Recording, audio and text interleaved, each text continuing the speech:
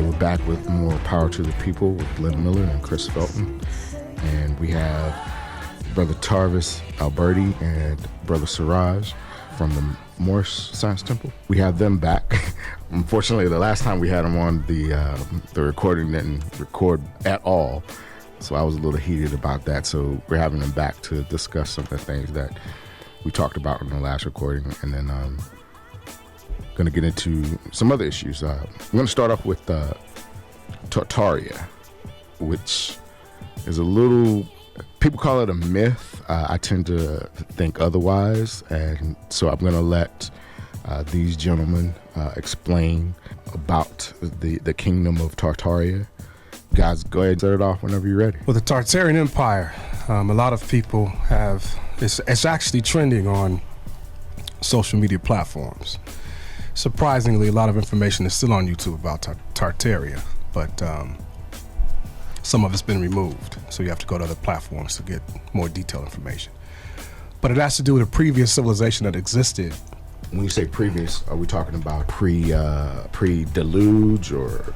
We're talking about as recent as the 1790s. See, BCE? AD. AD. Okay, 1790s AD. Correct. So Tartaria has been defined as territories within the territory of Russia, ancient Russia. But the Tartarian Empire was actually a civilization that existed all across the earth plane.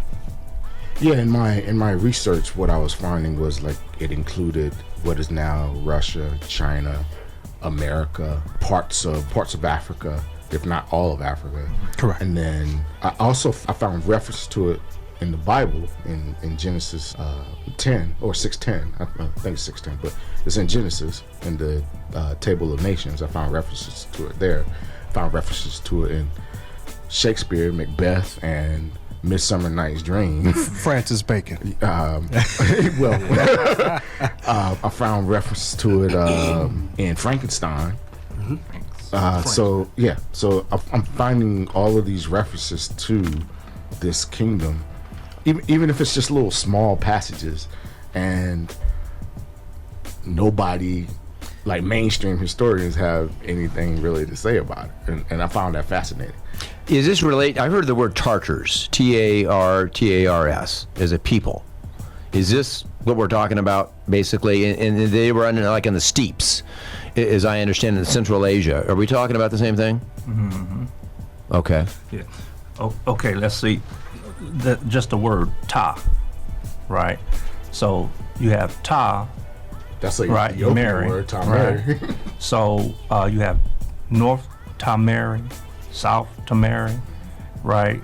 If you get a book by Horace Butler, When Rocks Cry Out, he's explaining that when they're talking about the Ta, right, Tamari is basically like it's going to go into more, right? But it's the two lands of the blacks, South America, North America. The Ta, or so you can think about it like this. Who do they call in North Carolina the North Carolina Tar Heel, the Tartar peoples? Okay. So Tartaria, excuse me, I don't know what's going on with the cough, but Tartaria basically was a civilization that existed that probably had the most elite, the most supreme types of technology that has ever been known. And it wasn't very long ago. So when you talk about the Tartarian Empire, you're talking about satellites of locations all across the earth plane. They had them in Russia, they had them in Asia, as you mentioned, all across the earth plane, in the Americas. So to go into that quickly, I believe the first power tool was invented in, I want to say, 1857, right? And in 1957, I believe Bosch was the company that mass-produced the power tool to make it lighter and more efficient to use. But the first power tool was about 16 pounds. It was that heavy. So when you look at a lot of the ancient buildings that you see, including the one we're in now, where the steps go up to the second floor, it's showing that the structure is probably a lot older than they're telling us. So to get an example, if you were to design something, you usually design it for when you walk in, you walk right in the front door. right? So why'd you have the steps going all the way up to the second or third floor level? It's showing you that the structure is actually much deeper than they're showing you, much older than they're showing you, before they had the tools to even manufacture or build such a structure. So it goes back to the Tartarian Empire. Another example is you have, if you take a look at books, and you'll see pictures of, they'll show you empty cities and abandoned cities. Right. So pay attention now that you're seeing a picture of a city and you don't see any people around, but you see churches that look like churches. You see the ancient structures, you know, but there's no one around. Where are the people at? Did they make everyone just go inside to take a picture? Also, the doorways, like in some of those structures, like they were like extremely large. Extremely large, right. Like Right. larger than a normal doorway. Correct. Like, yeah. Correct. So basically, the Tartarian era is an era that's considered to be proven to be, by a lot of research that's been done now, to be not as old as, well, excuse me, a lot older than what they're telling you, but way more advanced. It also gets into free energy. It gets into some of the structures that we think are towers in their Were actually like magnets, I think. Correct. Yeah. Where you Like, have I was watching cathodes, right? Yeah. I was watching a documentary called. It was actually on. The documentary was actually on Flat Earth, but it had that information in it, and they were stating that some of the steeples on a lot of the older churches that were created back then, they thought that they were made in such a way to utilize magnets and sound to generate light. So Correct. Correct. And basically what we're looking at is advanced technology that was found and then suppressed. So the example is of the I believe it was a 1921 Chicago's World's Fair. Yes. Yeah. And there was several World's Fair that they had these magnificent structures, elevators that went by. I mean, what you call them, the escalators that went by themselves. They had vehicles that you could charge with cars. They had scooters that went by themselves. All these things that we now think are recent inventions, they had it back in the 1920s at the World's Fair. Right. But then after the World's Fair was over, they destroyed everything, including the structures that they said they had built specifically for the World's Fair. Why would you do that? You know, I mean, magnificent structures. It was phenomenal. Chicago, San Francisco, New York. I believe there was another one in the South someplace. But all these places were presented at the World's Fair, but later to be destroyed after the World's Fair. So why do you think that information is being obscured? It's going to be my question. Go ahead. Well, most of those structures, when you really go back to the Chicago World Fair, and actually goes back farther than 1921. It actually goes back to the early 1800s, or the late 1800s. So a lot of those structures, when you take a look at them, they are built in the Islamic or Muslim structure appearance, such as a mosque or something like that, with domes and stuff like that on it. If you take a look at like Notre Dame, the Notre Dame, they have that dome, the golden dome on there and stuff even some like of the that. temples in India are built the same way. Mm-hmm. Yeah. Yes. So this is probably why they don't want to talk about those type of structures now. At the World Fair, why would they, talk about the city of Chicago being burnt down, or another city being burnt down? Because of those structures, they had to get rid of them because it's like a blueprint. It's evidence of what was. Why would that be a bad thing that you would want to cover up? It would have to do with the availability of free energy, the way the buildings worked. It would also have to do with the availability of purifying water. it would have to do with high technology that would be available to everyone instead of just a select few. It has to do with control, just like everything else. Control. Do you think it was a government thing or was it a corporate thing? I mean, I think it was. I think what happened was, I think it was a global reset. I don't want to use the word global, but I think it was a reset that was occurring across everywhere, to where things were being discovered, and the people at the time that were in the positions of power, no matter who they were, because I don't think that. It's not one particular, individual or group. It's a lot of them. Right, it's a lot of them. And I don't think that they're one specific race. I don't believe that. I think it's probably many different types of people that are controlling it. well, I say Chris and I got into quite a while ago into the controversy between Tesla and Edison, and there was a film, a drama film came out a few years ago. I remember that. Yeah, about that controversy and everything, the AC/DC conflict and everything, and it's somewhat related to this, and that there was, kind of some people think that technology that Tesla was inventing was repressed because of competitive reasons. Well, Tesla, he got all of everything that he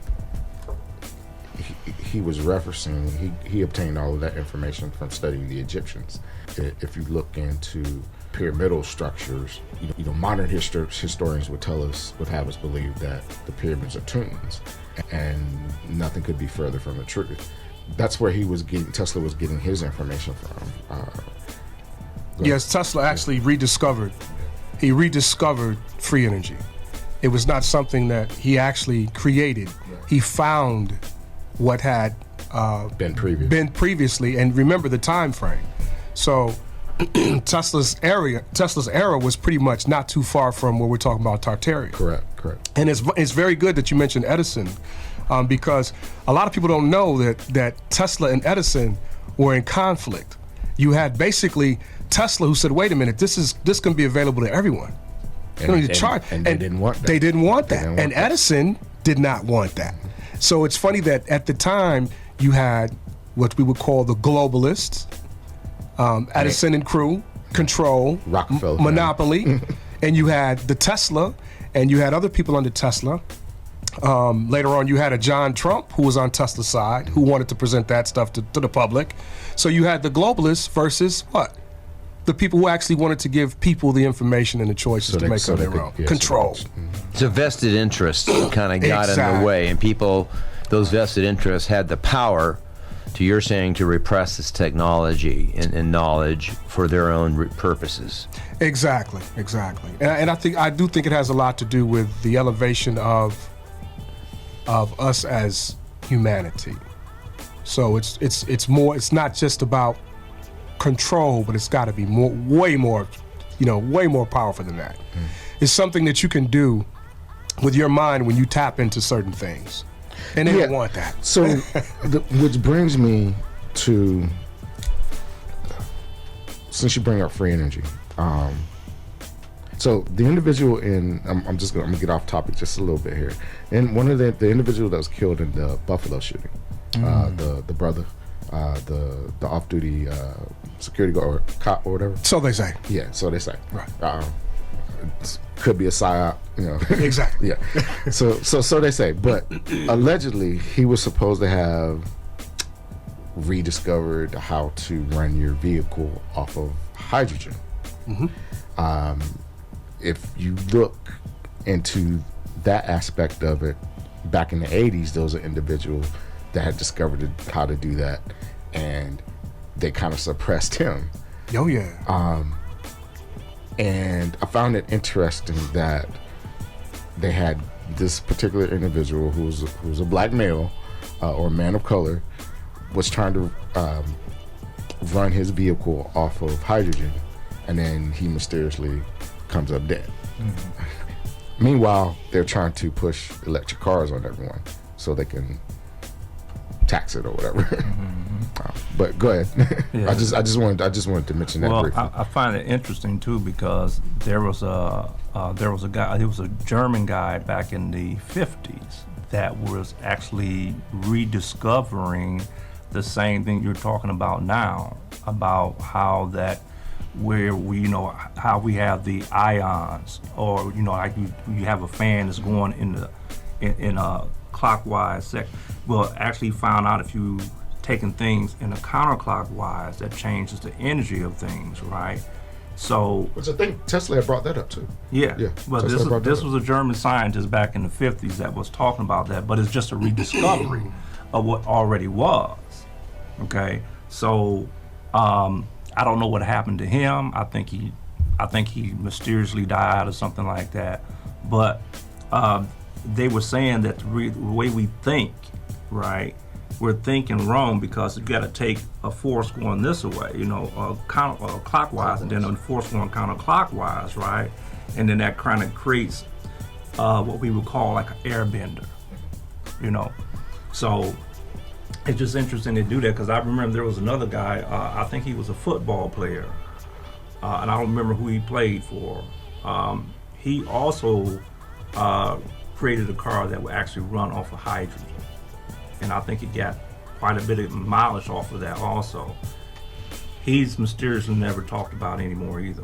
And the process is supposed to be fairly simple. It's just that the material, one of the materials that you need to convert water into hydrogen is only used, like the military only has it. So they won't allow you to buy it commercially, but the process is fairly simple. Because all you have to do is basically set up a system that's fairly inexpensive to convert your gas engine from using gas into using water, but you just need that one little component. So it's interesting. That turbine. Yeah, the turbine. Thing. Yeah. I mean, there was a little series, I can't remember if it was on, I think it was on Showtime or either Prime, The Man Who Fell to Earth.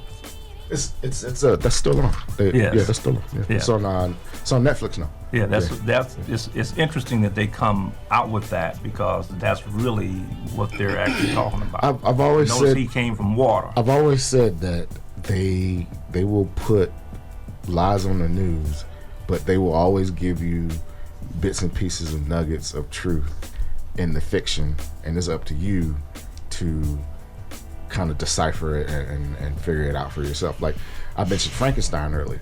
Frankenstein had there was a lot going on in that supposed work of fiction that's way deeper than just like your basic horror story. But people didn't get it. All right, guys, I hope you've been enjoying this great interview we've been going on here. We're going to go to a short break and be right back here with more Power to the People. This announcement on KRDP is brought to you by the Public Information Committee of Alcoholics Anonymous, providing a 12-step program to those recovering from alcoholism. More information at 480-834-9033 or aamesaaz.org. All right, folks, thanks for hanging on here. We are back here from that short break. But, the explosion of automobiles and freeways happened after World War II. Going back to the beginning of the 20th century, there were a lot of electric cars. They were quite popular, and then they kind of got pushed out by the gasoline internal combustion engine. And one wonders about, you mentioned Rockefeller, Standard Oil. Big monopoly and their influence in terms of how they maybe steered things. And well, we were told, of course, there was an elaborate mass transit system in Metro Los Angeles. It came down into Long Beach, called the Red Cars, and those tracks, when I was a kid in the 60s, riding around on my bicycle, we used to jump over those tracks. Those tracks were all pulled up. But the story I've heard is true, is that essentially, the big tire companies, the oil companies, the car companies pushed against this idea of mass transit because they wanted to build freeways. They wanted to sell cars and oil and tires. And it was a big change right after World War II. What was the name you said it was called? It's called the Red Car System. The Red Car. Yeah, there's a museum. Next time you have to go into Southern Cal, go to Long Beach. There's a museum to it. So the Red Cars. Red, like Long Beach and all of the little towns outside of LA. They eventually became this great metropolis, Metro LA. But these were separate little towns, but they were all connected by this rail system. So my mom, when she was, in the late 40s, she was living there and Pomona out on the yeah. west side, and then later in Long Beach, you can hop on a train and go right to downtown LA to go shop. Wow. So red is a primary color used in construction of the Tartarian Empire. The red bricks, right? That was a primary color of Tartaria, was red. So what would you say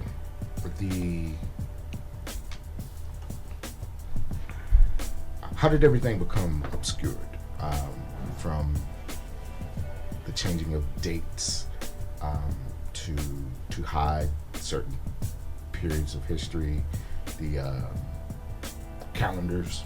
Because if you look at the calendar system, everybody uses kind of like a different type of calendar. Right. So what would you say, how was that done?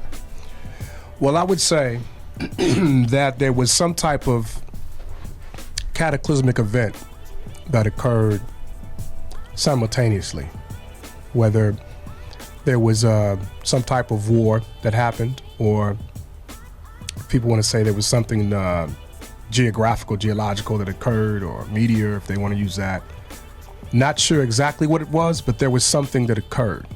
And you see that by taking a look at mountains, right? In different regions. Say like we're in the Southwest. So the mountains here look different than they look in Colorado, where you have a different type of structure. Right.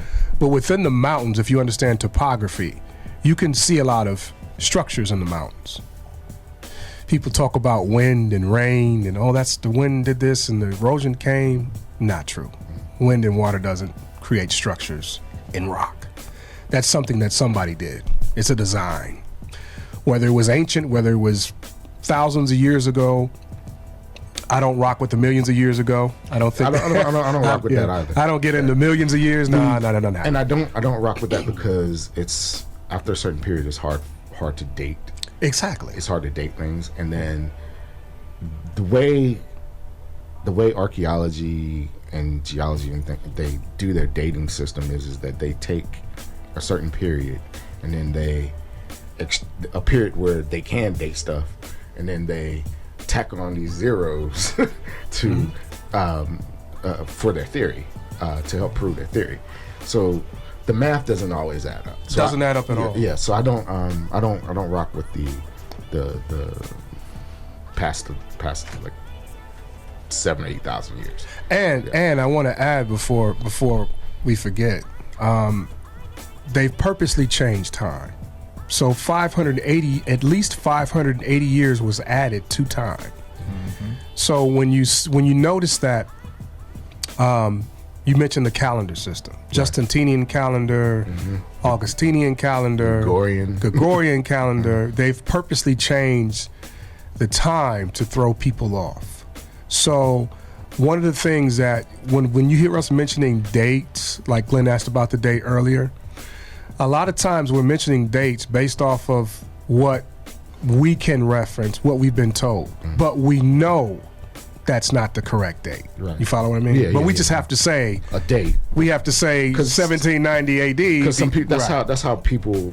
That's what they reference. That's what they reference. Yeah. So that makes it very easy to control events that happened in time. Mm-hmm. So, and like once again, if we talked before a previous show, Glenn mentioned a lot of wars that were occurring in different times and different eras, and this war came in this war. But when you sit back and analyze it, right, it's almost impossible to fight that many wars within about 4 or 5 years with that amount of people. So there's something that's not right about the time. Not saying the events didn't happen, but you can tell the timing is a little bit obscured. Mm-hmm. And some places it's pretty obvious, some places it's not. Right. But the time has been changed, absolutely. Can I back up for just a moment? You're saying that wind and water are not involved in shaping geographical things like the Grand Canyon?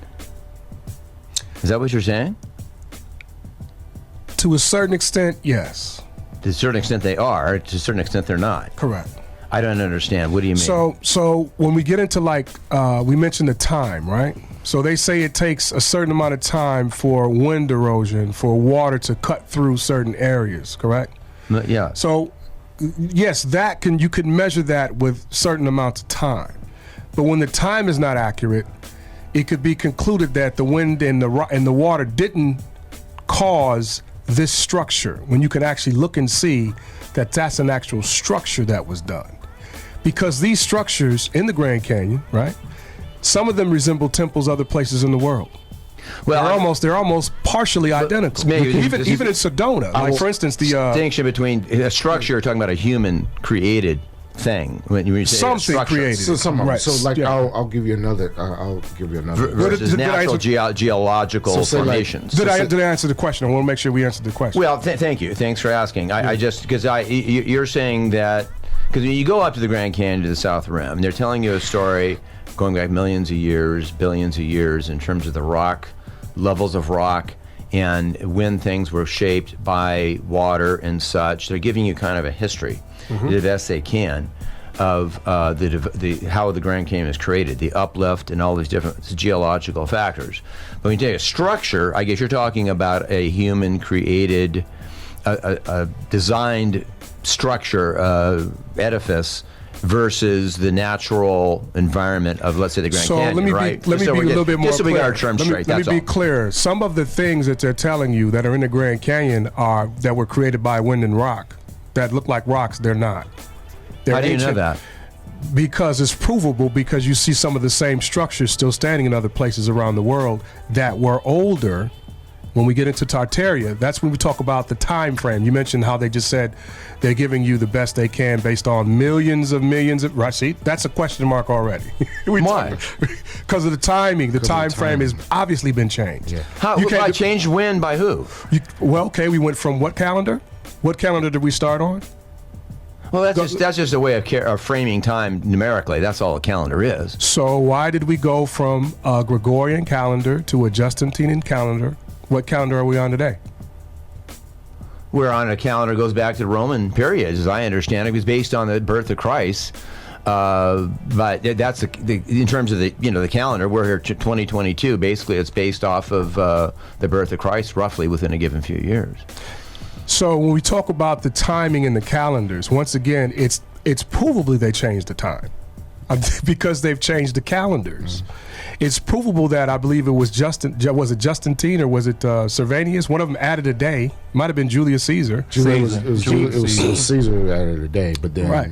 He added a day because he wanted that time frame to be longer than the previous Caesar that was there before. And there's actually 13 months, not 12.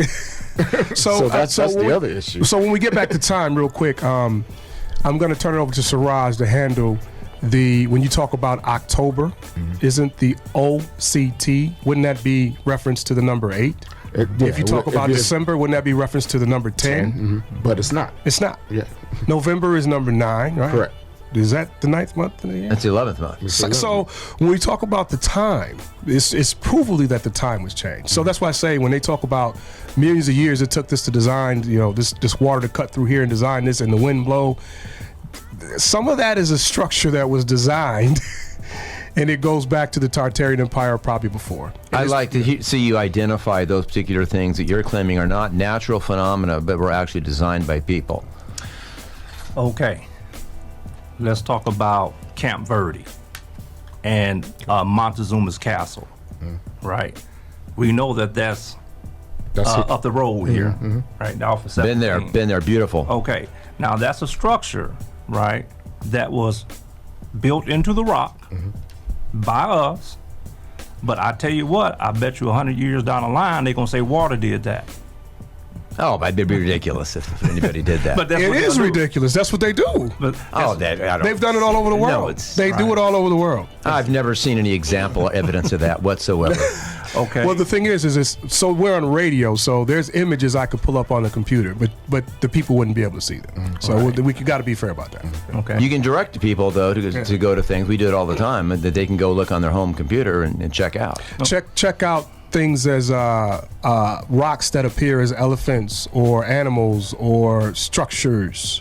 Pull it up. Just do a basic search. Or mountains that look like people. Think about it. Why would there be a temple of Isis in the Grand Canyon? Temple of Set in the Grand Canyon. You know what I'm saying? Yeah. They call that a rim, and it's the Temple of Set, and it's in the Grand Canyon. So There's, that rock built that, right? I was looking up something earlier today. Is it Petra or something? Can't remember. But it was a structure, a rock structure, carved out of one giant piece of granite, I believe, and they believe it belonged to the Tartarian Empire. Good. I'm just going to say Tartarian. As I understand it, the word Tartar refers to a people based on their language. In most cases, and we can get into issues of race and all that, and I think it's being redefined as something that relates to a race is people who descend from a people who originally were tied and developed a particular language out of their isolation as a people, like the Jews. Why are we still referring to race as a social construct? It is, exactly. But why are we still referring to people by races? That's because like it's just simply a category. That's all. But I'm saying it's simply a category. I understand that it's a category, but I think you have to be careful with categorizing, especially people, because it can be divisive and cause all sorts of issues. Well, so what? So what? You just deal with it. You don't. It's just when we talk about ancient Tartaria, we're talking about a mixture of individuals. Now they may have been governed by a specific phenotype of people. But we're still talking about a mixture of individuals. That's what I'm getting at. So like that's what I'm saying. Like you got to be careful about classifying human or people in terms of race. Especially if you're wanting to get rid of quote unquote racism, you got to step away from that word and start looking at things. Well, racism doesn't exist unless you accept that race is real. Start looking well, at things the point, and this is Chris and I get a lot into definitions and stuff like that, and I think we go to a different level than the mainstream media does. And that the point I'm trying to make is that I think there's becoming a new definition of what race means, and I think it relates to a people of a certain who speak a certain language, or let's say the Jews at the time of Christ were speaking Aramaic, not Hebrew.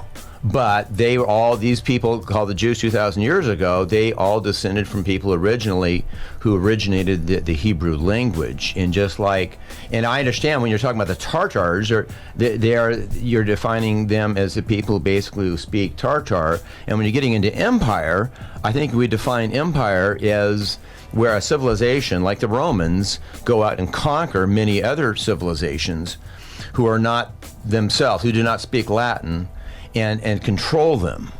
That is, to my mind, an empire, and I presume that's what you're talking when you're talking about the Tartarian Empire, is that these people, the Tartars, went out and conquered a lot of neighboring peoples and created a civilization based on control. No, absolutely not. There was no need to go out and conquer anyone because of the elevation of the mind state, and basically what was available to the masses from day one was free energy. It was the means to navigate, from one part of the plane to the other by various means. So there would be no need for one specific type of people to dominate over another. The mind state was absolutely different. So we're not calling the Tartarian people Tartars. We're calling them Tartarians. Okay. Right. We're not calling them Tartars. That would be something different. So once again, you can see that when you look at depictions of Tartaria and the rulers of Tartaria, or the people that you pull up, you're going to see a lot of what we call Caucasian people, right? Mm-hmm. But we know they were not that, because once again, the images have been changed. So that gets into the mind state we have to deal with today, is the way our minds operate, right? Mm-hmm. If you take a picture of everyone in the room, right? Mm-hmm. And someone comes and shows you the picture, who's the first person you're going to look for in that picture? White person. Yourself. Oh, well. You're going to look and see where you are in that picture. Where am I at in the picture? If you don't see yourself, that's a problem. So it's become a problem for a lot of people. So they went and whitewashed history and changed images because they didn't see themselves in it. So, but at the same time, we're dealing with that. We have to deal with this status, right? So I'll rest real quick. White is a status. So if I wanted to show the status of an individual today, correct?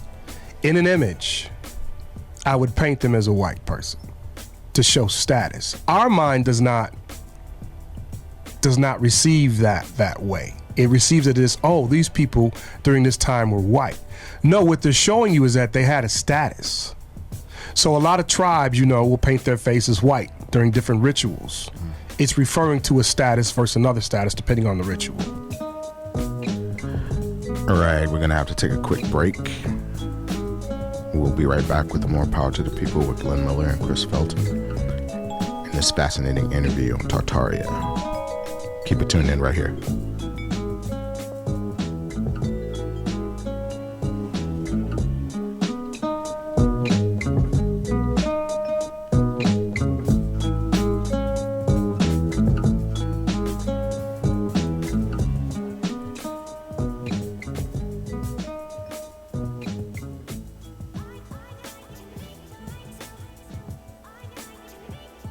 Support comes in part from Native Health, located at 4041 North Central Avenue, Suite C in Phoenix. Native Health provides primary medical, dental, behavioral health, and WIC services targeted for urban Native Americans. More information is available at 602-279-5262 or online at nativehealthphoenix.org. It has come to our attention that a mysterious force is loose somewhere in outer space. The mysteries of creation are there. Up in the sky? Up in the sky. The moon and the planets are there, and new hopes for knowledge and peace are there.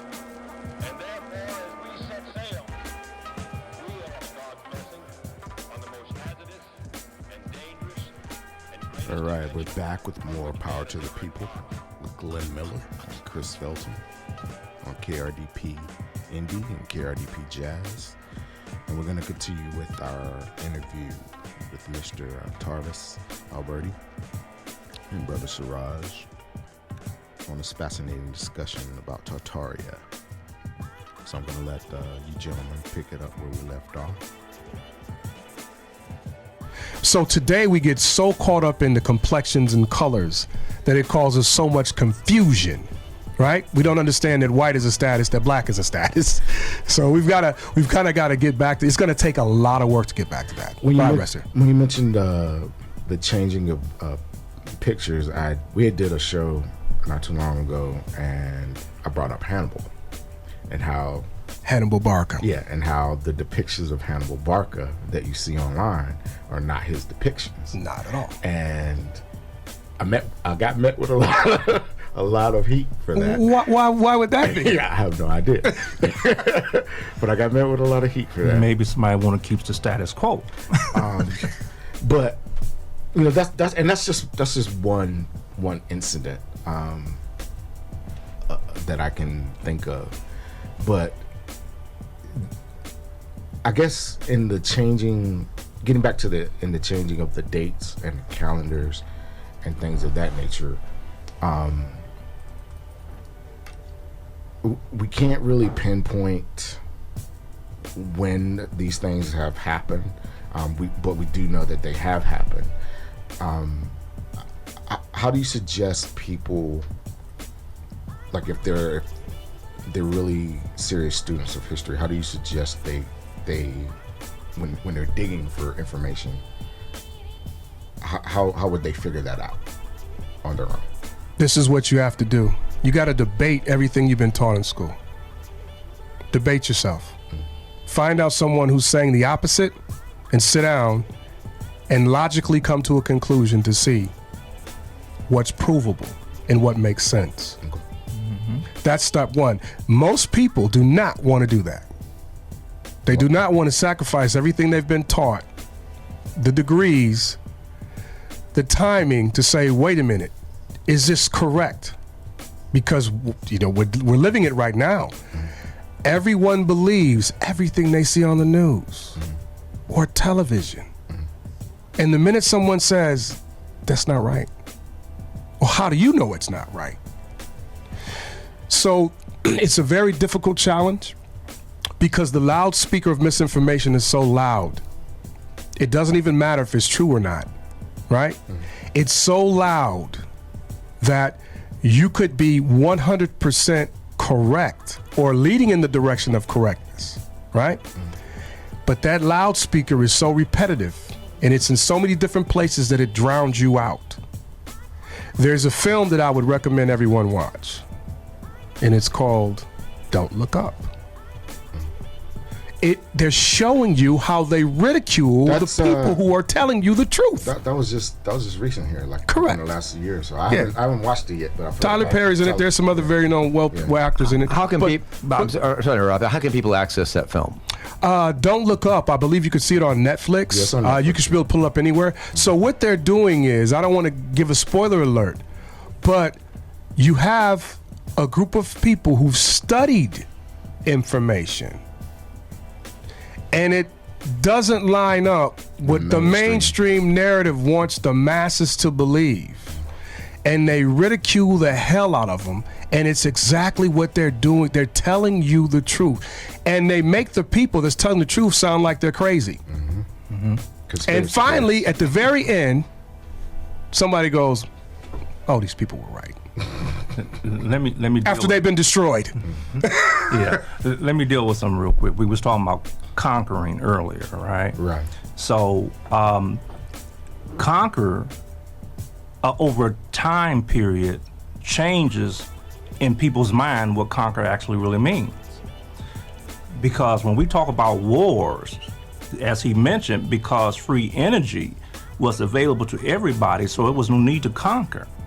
Right? So in our minds, when we had a war, that war was not a physical war. That war was a dance-off. It was a wrestling match. Intimidation. Intimidation, right? But it wasn't physical because nobody was dying in these wars. But over time, as our minds changed because of deprivation and illusions of the truth, we started actually doing physical things to harm one another now. Right? So that, to some people, may be a relative truth, but not an absolute truth. But let me give you this one. This is a relative truth. They call this the United States, right? Right. Well, where's the United States at? North America. But what is North America? See, this is what I'm saying. The United States is 13 colonies only. But the rest of it is the empire. That is the absolute truth. The relative truth, people believe that it's all, they believe that where we at right now is the United States. Not true. But it's not true. And they also think that the United States is a country. A country, but it's actually a corporation. It's actually a And corporation. dealing with what he said about conflicts and wars. So I'm going to say this very sarcastic. The most, the mainstream and a lot of people on YouTube and others, even renowned people, the most satanic, wicked empire that ever existed, with all these satanic symbols, the Egyptians, I'm being sarcastic, people. They had over 2,500 years of peace where they weren't warring with anyone. See the You're mind talking state? about the Egyptian Empire? Correct. And we're talking about right here. So I say this to say that, look at the mind state, right? You have an empire that didn't go to war with anyone, no one, for 2,500 years. But yet they're telling you that they're satanic, the symbols are wicked. You see what I'm saying? You see, yeah, so. But wasn't that empire created by war, where they went out and dominated neighboring peoples to create that empire, just like Absolutely. the Aztecs did, Yeah, the Mayans did? if you read the narrative, yes. If you believe the narrative, you're absolutely correct. Yeah, if you Well, So you're saying that narrative is wrong? I'm going to go back a to what I narrative. said earlier. That war or that conquering could have been a dance-off. It could have been a wrestling match. It could have been a volleyball game. They showed you that in the movie Troy, with what's the well-known actor? You talking about the remake, Troy, or the one that they did with How can I forget his name? Very good actor. Charlton Heston? no, no, not Charles. no. More recent? No, It was, Brad Pitt. Brad Pitt. Brad Pitt. So yeah, if you see the movie Troy with Brad Pitt, they show you how the wars took place. Send out your strongest. I'm going to send out my strongest. Well, yeah, and that kept people from dying. Correct. Yeah, Exactly. yeah. So and That was an example. yeah, that was an example. Yeah. So yeah, I get that.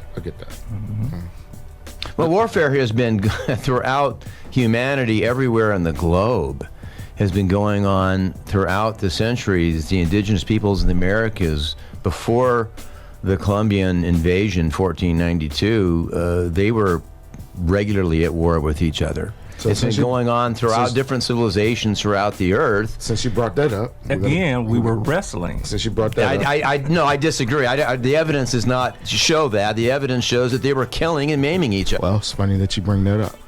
That's going to take us into our next topic about the true history of America and Aboriginal peoples. But unfortunately, that topic's going to be a little too lengthy for today. So we're going to have to end it right here. We will be back next week.